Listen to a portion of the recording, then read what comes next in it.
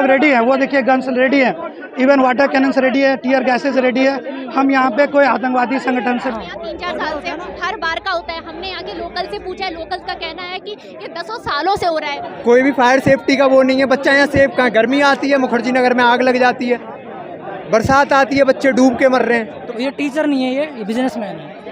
अगर अभी सडन बारिश हो गई तो उसके क्या उनके वो है, तो प्लानिंग से कुछ है, कोई जवाब दे ही नहीं है। इसलिए आए, बाद में हमें लाठीचार्ज करेंगे, किसी भी रीज़न से भगा देंगे एंड देन मैटर शांत करेंगे।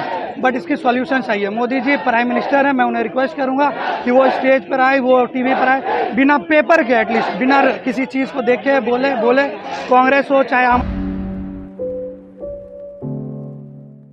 दोस्तों नमस्कार, इस वक्त मैं मौजूद हूँ दिल्ली के ओल्ड राजेंद्र नगर। ये राव साहेब स्टडी सर्कल सेंटर है। इसी के बेसमेंट में जो है कुछ छात्र, यहाँ पर पानी भर गया था आपको बता दूँ कल रात को, और उसकी वजह से 3 छात्रों की मौत हो गई है। ये 3 का आंकड़ा ये मीडिया में दिखाया जा रहा है। इसी को लेकर देखिए यहाँ पर किस तरीके से भारी तादाद में पुलिस मौजूद है, पुलिस बल मौजूद है, और इस तरीके से यहाँ पे सिक्योरिटी का इंतज़ाम किया गया है। छात्र लगातार प्रोटेस्ट कर रहे हैं।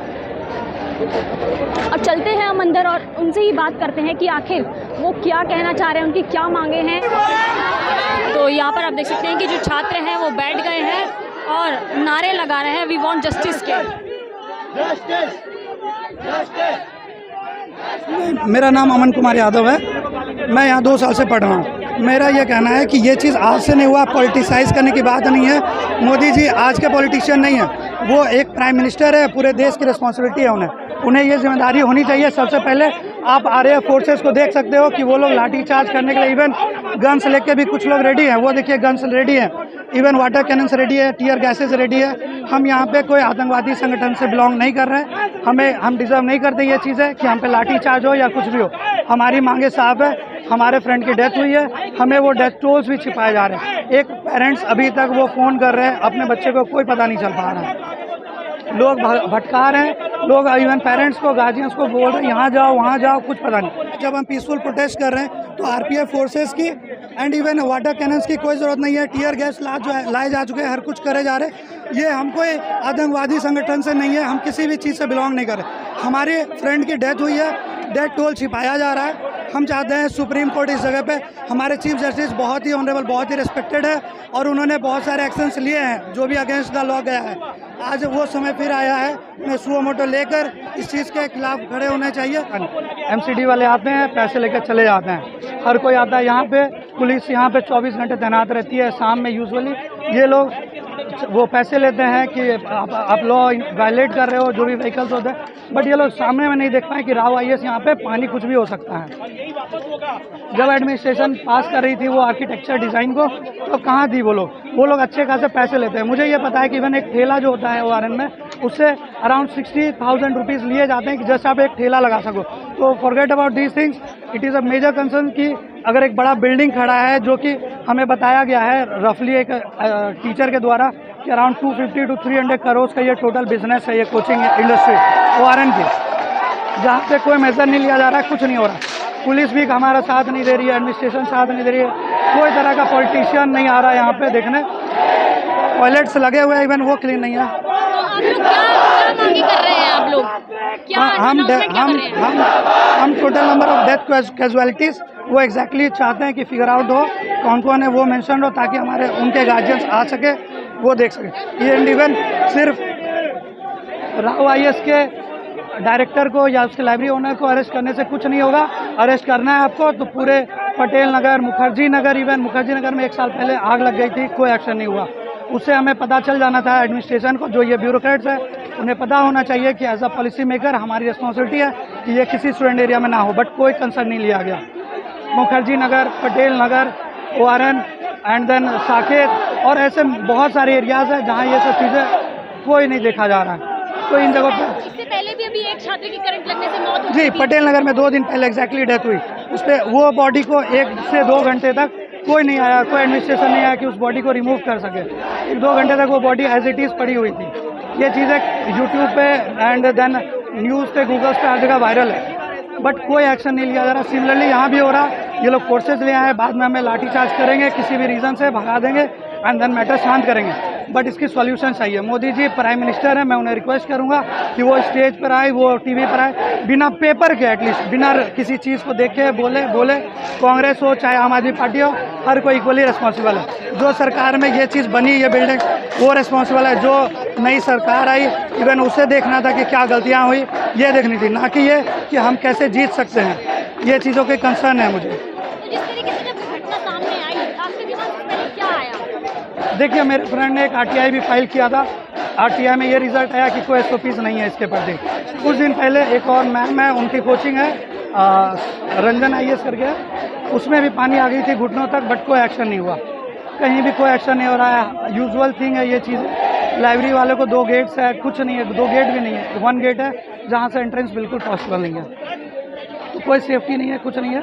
सुप्रीम कोर्ट को यहाँ पे अगर कोई पॉलिटिशियन नहीं हो रहा है, हमारे चीफ जस्टिस बहुत ही सही जा रहे हैं, उन्हें ये एक्शन लेनी चाहिए। उन्हें सुओ मोटो करके तुरंत इमीडिएट बेसिस पे एक्शन होनी चाहिए। तुरंत एक्शन लेना चाहिए। बिल्कुल तुरंत लेने ही फॉर मतलब बाय सुओ मोटो उन्हें एक्शन लेनी चाहिए इस चीज़ की कि ये प्रॉपर किसी भी स्टूडेंट एरिया ना हो, चाहे वो पटना हो, चाहे दिल्ली हो, या इवन कोई भी प्लेसेस, भुवनेश्वर, चेन्नई, कोई भी कैपिटल सिटीज़ या नॉर्मल सिटीज़ भी जहाँ पे क्राउड रहती है। हमारे रेसिडेंशियल बिल्डिंग्स जो हैं, ओनर्स अनडाउटेडली वो अलग ही प्राइस लेते हैं। कोई रेट सीलिंग्स नहीं है हमारे पास, प्राइस सीलिंग वो 16,000 17,000 बेसमेंट्स के लेते हैं। बेसमेंट में फ़ैन नहीं होती है, कुछ नहीं। हम स्टूडेंट्स आते हैं, एक्सपेक्टेशन हमारे पेरेंट्स के होते हैं कि हमें एक अच्छा वो हमारे फ्यूचर बन जाए। इस वजह से हम एक प्राइस देने को रेडी हो जाते हैं हमारे गार्जियन कि वो प्राइस दी जाए ताकि एक बार बच्चा सेटल हो जाए तो उसकी लाइफ बन जाए। हमारे पेरेंट्स पे क्या बीतती है ये हमें अंदर से पता होता है, बट ये इन पॉलिटिशियंस को इससे घंटा फर्क नहीं पड़ता है। उन्हें पॉलिटिशियंस पॉलिटिसाइज करनी है तो वो अपने घर पे रहें, यहाँ ना आए। हमारी डिमांड है कि ये फोर्सेज जो हैं वो चली जाए और हमारे डेथ टोल जो है वो एक्यूरेटली बताएं। और मुझे पता है, इवन सबको यहाँ स्टूडेंट्स को पता है रियलिटी क्या है ग्राउंड अर्थ की।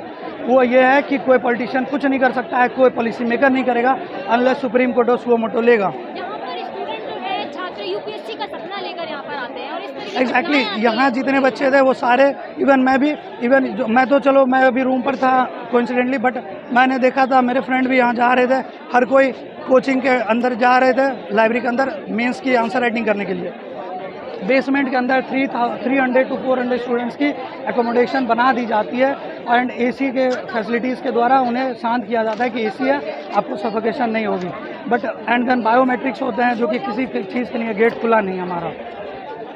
ये सब चीज़ों पे कंसर्न होनी चाहिए और प्रॉपर एक्शन होनी चाहिए। अभी तक 24 घंटे की चीफ सेक्रेटरी ने बोला था कि 24 घंटे तक एक्शन ली जाएगी, but it is beyond now 26 hours, but no action has been taken yet. I just want that proper administration chief should come here and then he should explain what all the reasons are there, तो भी कुछ हो पाएगा, वरना हम फिर कुछ नहीं करें। हम सब कल शाम से खड़े हैं, हमारे लिए कुछ नहीं हो रहा, बस वो फोर्सेस भेज दिए जा रहे हैं। हम पर जो होनी चाहिए, जो चीज़ों की डिमांड है हमारी सिंपल है। RML हॉस्पिटल ले जाया जा रहा है, फ्रेंड्स जो जिन्हें पता चल रहा है उन्हें पुलिस धमका दे रही है कि आपको शांत रहना है, आपको कुछ नहीं कन्वे करना है इन्फॉर्मेशन। ये सब चीज़ें क्यों हो रही है? हमारा फ्रेंड एक के गार्जियन अभी तक फ़ोन कर रहे हैं, उनके फ़ोन मतलब अभी तक बच्चे का ऑफ है, किसी को कुछ नहीं पता है क्या है। कोई बच्चा सो रहा है, चाहे वो नाइट क्लासेस कर रहा हो या जो भी, वो सो रहा है, उसके गार्जियन डर रहे हैं, कितने को हार्ट अटैक्स आ रहे हैं, कुछ भी हो रहा है गार्जियंस को। इन सब चीज़ों के पीछे रिस्पॉन्सिबिलिटी होनी चाहिए। बच्चों का अगर इंसिडेंट ऐसे हुआ है तो वो बहुत ही भयावह है। कल रात से सब सदमे में है और ऐसी घटना को हमें लाइटली नहीं लेना चाहिए। हमें कोचिंग के अगेंस्ट या स्टूडेंट की जो डिमांड है उनको पूरी करनी चाहिए।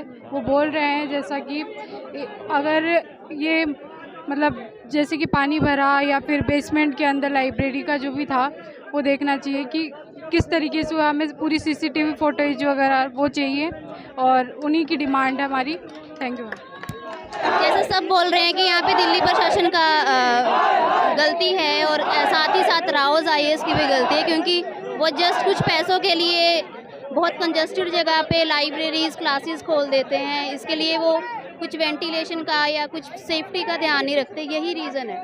मेरा नाम श्रद्धा है और उत्तर प्रदेश की मैं निवासी हूँ। क्या लगता है यहाँ पे जो आंकड़े, मौत के आंकड़े जो बता रहे हैं 3 है, आप लोग भी दावा कुछ और कर रहे हैं, क्या है पूरा? मैम 3 लोग तो बिल्कुल भी नहीं है। हमने रात्रि के 3 बजे तक 4 बजे तक यहाँ से एम्बुलेंस जाते हुए देखी है। जैसे ही रेस्क्यू हुआ था इन्होंने शुरुआत में ही 3 का बोल दिया है, जबकि जो आखिरी तक रेस्क्यू चला है, पानी लॉगिंग कंटिन्यू ये सुबह तक रहा है। तो आपको लगता है कि इस लाइब्रेरी में केवल 3 बच्चे पढ़ने आएंगे? मेंस आ रहा है, 2 महीने बाद मेंस है, बच्चे 4-4 5-5 सालों से जूझ रहे होते हैं, मानसिक स्थिति इतनी होती है, फैमिली का प्रेशर होता है, आसपास का प्रेशर होता है, एक तो इकोनॉमी कोई स्ट्रांग नहीं होता, इतना मुश्किल से ये लोग यहाँ पे आते पढ़ने। मैम इस दिन के लिए तो बिल्कुल भी नहीं। आप लोग जब ये कल घटना हुई तो कैसे आप लोगों को पता चला कि इस तरह की? मैम यहाँ क्या होता है, हर साल पानी बढ़ता है, ये इस साल की बात नहीं है। और इस बार इन्होंने क्या किया, रोड ऊंची कर दी। रोड ऊंची करने से ये नहीं होता है कि वहाँ पे पानी नहीं जाएगा। पहली बात तो यहाँ पे बेसमेंट लाइब्रेरी होनी ही नहीं चाहिए थी।